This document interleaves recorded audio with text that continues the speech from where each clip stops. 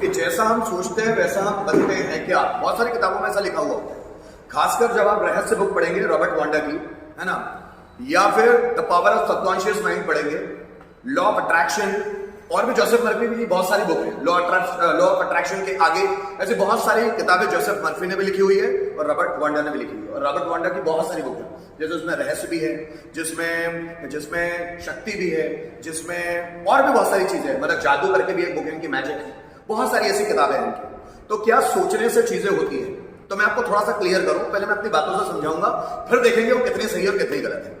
Subconscious mind, जब Joseph Murphy की आप पूरी बुक पढ़ते हैं तो सबकॉन्शियस माइंड में यही चीजें है कि आप जो भी अपने सबकॉन्शियस माइंड से करवाना चाहते हो, कहा जाता है कि कॉन्शियस माइंड, सबकॉन्शियस माइंड और अनकॉन्शियस माइंड, ये तीन तरह के माइंड होते हैं, और यूरोपियन कल्चर में तीन ही तरह के माइंड होते हैं। लेकिन इंडियन कल्चर में 7 तरह के माइंड होते हैं, है ना, जैसे conscious, subconscious, unconscious, super conscious, collective conscious, spontaneous mind और अल्टीमेट माइंड। तो इंडियन कल्चर में 7 माइंड के बारे में चर्चा है, लेकिन यूरोपियन कल्चर में 3 माइंड की चर्चा है, कॉन्शियस माइंड, सबकॉन्शियस माइंड और अनकॉन्शियस माइंड। जिसमें कॉन्शियस माइंड क्या होता है? कॉन्शियस माइंड होता है जो आप प्रेजेंट में देख रहे हैं, प्रेजेंट में आपको जो भी दिख रहा है, जिसके आधार पर आप चीजों को पहचान रहे हैं, जैसे कि ये कुर्सी है, इसका नाम सचिन जायसवाल है, ये लड़कियां है ना, ये पंखा है, ये लाइट है, जो भी आप प्रेजेंट सिचुएशन में देखते हो उससे आपको जानकारी मिल रही है, that is conscious mind. Subconscious mind क्या है? जो आपकी चीजों को स्टोर करता है। जैसे आपको ये पता चला कि ये कुर्सी है, तो ये आपको पता कैसे चला कि ये कुर्सी है?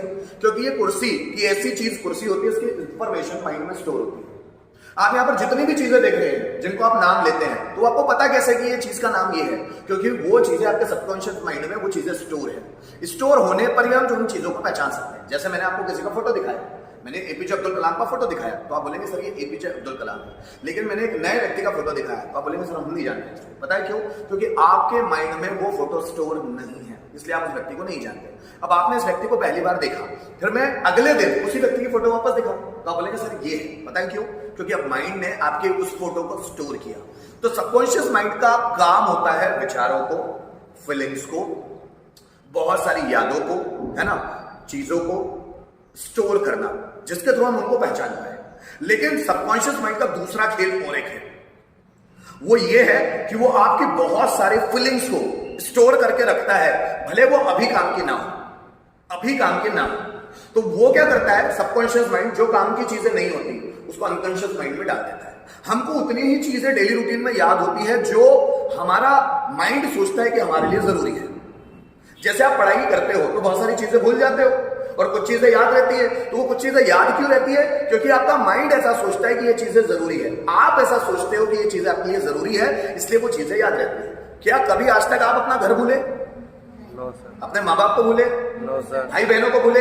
No sir. अपने टीचर का चेहरा भूल गए? No sir. किसी हीरो का चेहरा भूल गए? No sir. नहीं, नाम भूल सकते हैं, क्योंकि आप बार बार जिन हीरो को देखते हैं उनके नाम याद रहते हैं, और नहीं देखे उनको, उनके बारे में नहीं सुने तो उनके नाम भूल जाएंगे। तो आपका माइंड उन्हीं चीजों को याद रखता है जो आपके लिए जरूरी है, और वो जरूरी ना हो तो सबकॉन्शियस माइंड क्या करता है? क्योंकि चूंकि अगर सभी चीजें हमारे दिमाग में आती चली जाए तो दिमाग पे एक बर्डन का काम करेगी। बहुत सारी चीजें अगर आ गई और हमको याद ही रहने लग जाए ना, तो दिमाग पे बर्डन का काम करेगी। तो सबकॉन्शियस माइंड क्या करता है? बहुत सारी इंफॉर्मेशन जो अभी जरूरी नहीं है उसको अनकॉन्शियस माइंड में डाल देता है, पटक के रखता है। वो हमको याद नहीं है, पर देखना अभी क्या होता है, कभी कभी आप कोई चीज याद कर लेते हो, फिर कोई व्यक्ति पूछता है तो आप वो चीजें भूल जाते हैं। आपको पता नहीं होता, याद तो किया था, पर याद तो किया था, याद नहीं आ रहा। याद कैसा होता है? फिर आप अचानक देखते हैं कि किसी दिन आपको अचानक याद हो गया, आ गया। मतलब क्यों? क्योंकि वो आपके पास था, वो चीज थी, पर आपके अनकॉन्शियस माइंड में थी। क्योंकि आप बार बार उस पर चिंतन मनन कर रहे थे, तो वो अनकॉन्शियस माइंड से निकल के सबकॉन्शियस माइंड पे आई और आपकी मेमोरी में कि हाँ वो चीज ऐसी थी, तो उसका नाम ये था। ये आपको याद आता है। कैसे याद आता है? क्योंकि वो मेमोरीज गायब नहीं होती, वो मेमोरीज अनकॉन्शियस माइंड में पड़ी हुई होती है।